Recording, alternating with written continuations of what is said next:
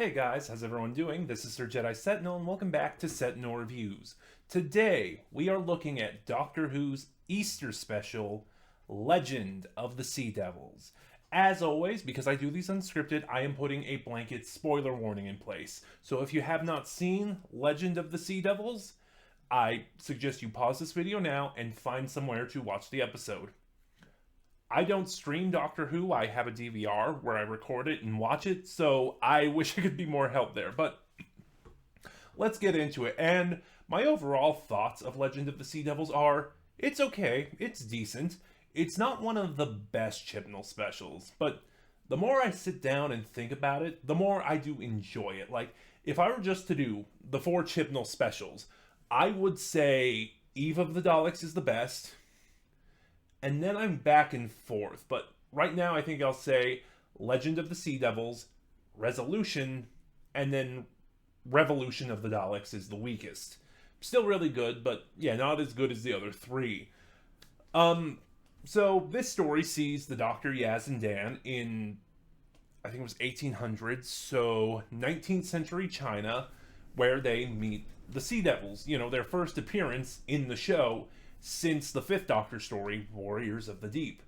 And I have been looking forward to this. I love the Sea Devils. I just love the design of them. They're really, that's pretty much all it boils down to. I just love the design to them, you know. They're basically the Silurians, but fish. And I do think that kind of opens up some possibilities in terms of design, because I think you can be more creative with anthropomorphizing fish than you can with reptiles. This is a weird tangent, but honestly, I don't have a lot to say about this episode. It's decent. I like the redesign. Well, it's not really a redesign. It's pretty much the same. I like the update of the Sea Devils. They look absolutely fantastic here. And the voices are an improvement too. You know, in their John Pertwee story, the Sea Devils, I can't vouch for Warriors of the Deep because I still haven't seen it yet, but in their John Pertwee story, they kind of spoke in this sort of raspy whisper. You know, I think it was to try and further differentiate them from the Silurians, but honestly, they just sounded like the Sleestack from Land of the Lost. God, I hope someone gets that. And I don't mean the movie, although it was a thing in the movie, but I do mean the original series. Again, another tangent. Don't have a lot to say about this episode. It's fine. There is one thing I will say about the Sea Devils, though, but I have to make another point first. The CGI in this story is really bad. Like, it's not the worst ever. It's still... Stuff in the Davies era, and even the Moffat era, is still worse than the CGI in this episode. You know, kind of like most of New Who, stuff in the Davies era and Moffat era is generally worse than stuff in the Chibnall era. But I think a lot of it was COVID restrictions. Like, you know, presumably editors were on a tight crunch to finish this episode, so that's why some of the effects come out looking as wonky as they do. And it's not a lot. Some of the effects do still look great, but yeah, it's noticeable when there's bad, and there is a lot of it here. And now I can go back to the Sea Devils. Like, my really big complaint about it is, well, only one of them speaks.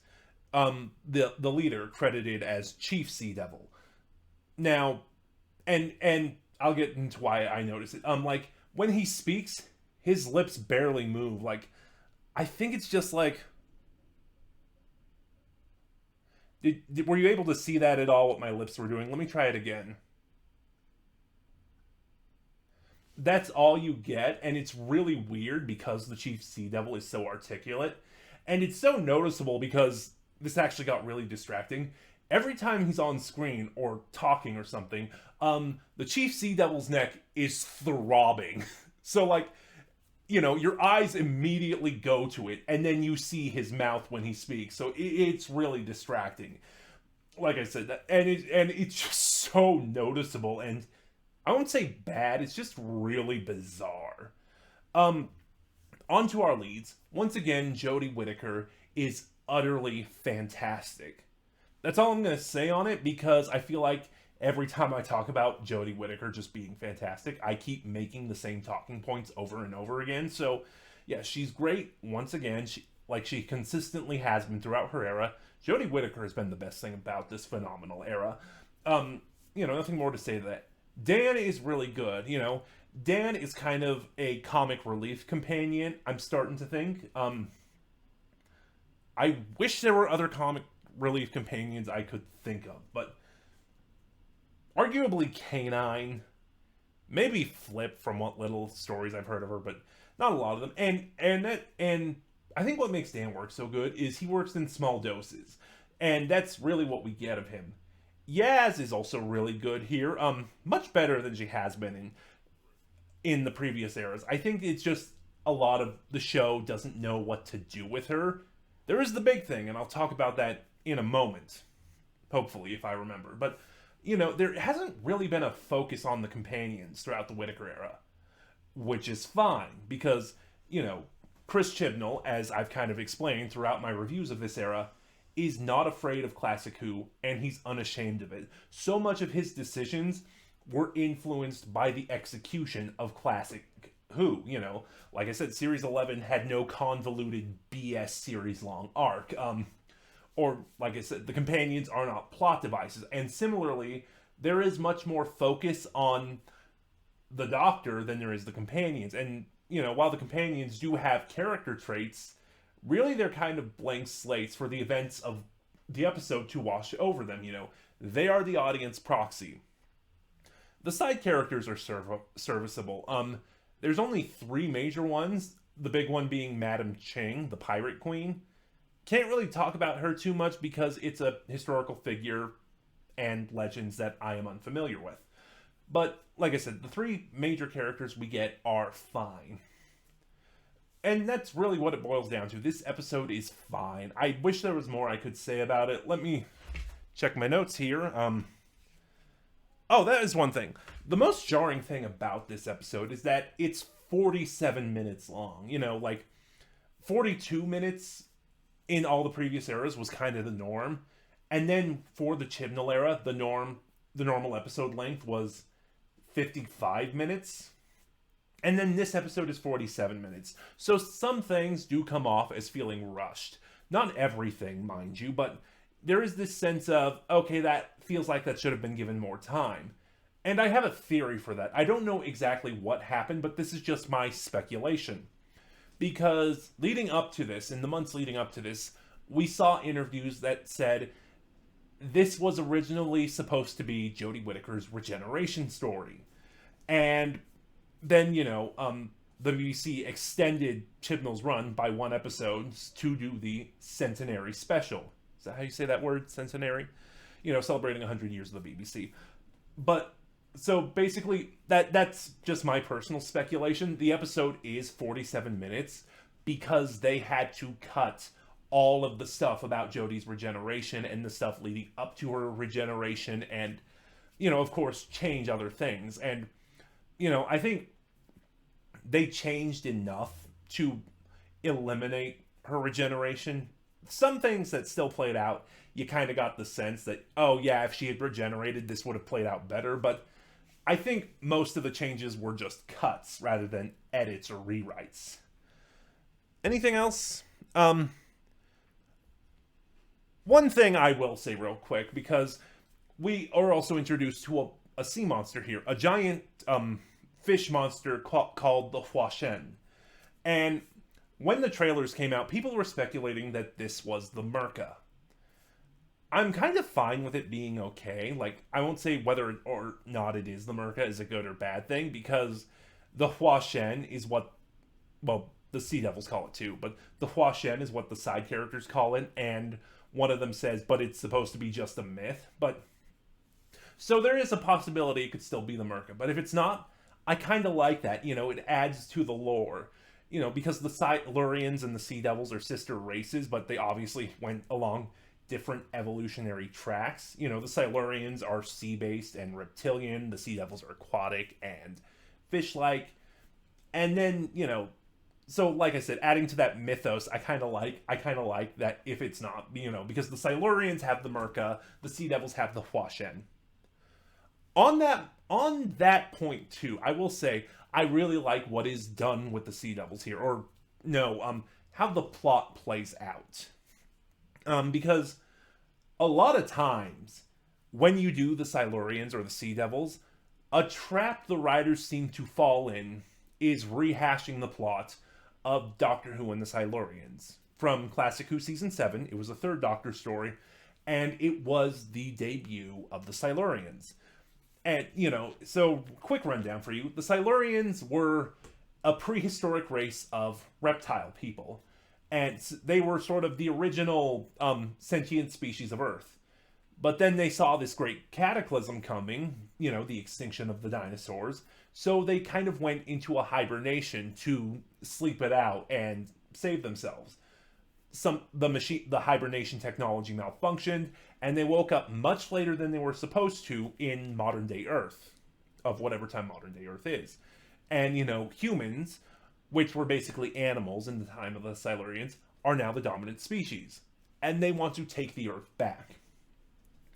And like I said, every story since Doctor Who and the Silurians that has featured them has kind of been a rehash of Doctor Who and the Silurians. Like the Sea Devils, the first story they showed up in, another Third Doctor story, is just Doctor Who and the Silurians, but with the Master. Actually, hot take, I prefer the Sea Devils over Doctor Who and the Silurians, and I think it's because of the Master. And then you had Warriors of the Deep. You had the 11th Doctor story, In Cold Blood. There we go. Cold War was a different thing, which was another rehash of Doctor Who and the Silurians. So I like that, the Sea Devil's motivation is to reclaim the Earth, but the plot is executed in such a way that it is not a rehash of Doctor Who and the Silurians. And a couple more points before I end on, because I think I've talked about everything I wanted to talk about. Oh, no, I haven't. So I'll save that one for last. So, first of all, the episode once again looks gorgeous. The cinematography is beautiful. The color grading is bright and vibrant. Doctor Who has never looked this colorful, and it just looks amazing. Some of the camera work is really choppy. Like, especially in the fight scenes during the sword fight with the Sea Devils. Yeah, you're doing a pirate story with Sea Devils. There's sword fights, and it's glorious. And overall, that's what this episode is. It's just a lot of fun. Like, I don't think it warrants really being a special. And that might be another point in its favor, because, the Christmas specials getting bogged down by having to be Christmas was kind of worked against them. And, the point that this is an Easter special but has nothing to do with Easter, I think kind of works for it. And so let's talk about the big thing, the Doctor and Yaz romance. A lot of people accuse this of being queer baiting, of saying it doesn't work. And, I'm going to disagree. Not about the queer baiting. It's kind of a thing I'm not going to get into because, that's a minefield. And like I said, I'm just not going to get into it. But the fact that it doesn't work, because it does. Now, when I reviewed, which episode was it? I think it was The Vanquishers. It was either Survivors of the Flux or The Vanquishers. And, we started seeing these hints that Yaz might harbor romantic feelings for the Doctor. When Yaz was about to tell her, the Doctor almost kind of sensed it was coming and changed the subject and tried to move on to something else. And this episode kind of confirms what I knew. The Doctor knew how Yaz felt. The Doctor knew what she wanted to tell her. But she doesn't want to be a part of that, And the Doctor kind of says that. She says, I can't be chained down. I can't be held back. She even mentions River's song for her wife. And, she basically says that a relationship with Yaz could never be. And that's right, because, once again, Doctor Companion romances are just something Chris Chibnall got right, where Russell T Davies failed miserably. I'm sorry throughout these reviews I keep bashing on the Davies era, but Chibnall's adoration of Classic Who and his, what's the word now? Shoot. And his pulling so strongly from Classic Who in terms of execution, style, and even plot elements, he just gets it in a way Davies so spectacularly failed. And Doctor Companion romance are another element, because with Rose, the 10th Doctor, really entertain that idea. And, here, the Doctor, realizing that's a really stupid idea, Doctor Companion romances, Chibnall says, no, this can never be. And I also like how he kind of cites the Doctor's previous relationships, like, because we saw what happened with the Doctor and Rose. And arguably, this is not something I'm into, but some fans do speculate that there was a romantic relationship between the 12th Doctor and Clara, sorry. Because I'm an American from the Northwest, I want to say it with the Claire, with the short A sound. No, God, I hope I got that right. But yeah, no, it's like, and I love, like I was saying, I love how Chibnall does it. The Doctor recalls her relationships with previous companions, whether they were romantic or not, and said, "No, I'm sorry, I can't do this." So yeah, that's all I'll say. It is potentially queer baity. Again, a minefield I don't think I'm equipped to handle or talk about in any way. But at least Chibnall understands Doctor Who and the Doctor well enough to know that, that the Doctor understands why this is not a good idea. It's also people speculating Yaz is going to die. And again, I don't think that's going to happen. Like, Chibnall again knows classic Who well enough and knows Doctor Who well enough to know that companions leaving of their own volition should be the norm. So that's what I think is going to happen. Beyond all that, though, Legend of the Sea Devils is just a really good time. It's swashbuckling fun, maybe a little too fast, and probably could have benefited from at least a 50-minute runtime. I know that's only 3 minutes because it was a 47-minute episode, but it might have benefited. But performances are good, and it's not boring. Like, I'm not checking my watch. You're just having fun, and I'm gonna give Legend of the Sea Devils a respectable, decent 7 out of 10. But those are just my thoughts. Have you seen Legend of the Sea Devils? Please start a conversation in the comment below. Remember to like, comment, subscribe, click the bell next to subscribe to get notifications when I upload, and in the description box below, you'll find the link to my Twitter, where you can follow me and get updates on the channel.